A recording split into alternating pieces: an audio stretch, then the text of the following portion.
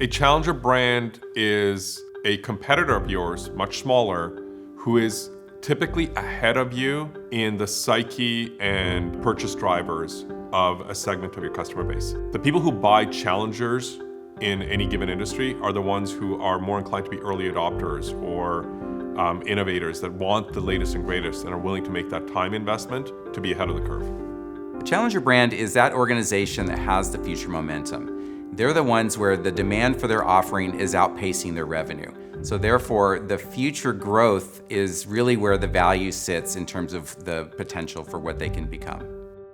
There's a massive difference that we've seen in running the Challenger Index for both B2B and B2C. In B2B, you have to consider that most purchases involve multiple people.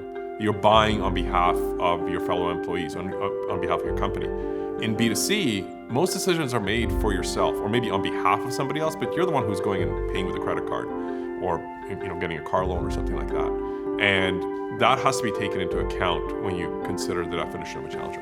Where they are the same is in that they share a spirit to disrupt the incumbent. Where they differ is in B2B, brand actually matters more.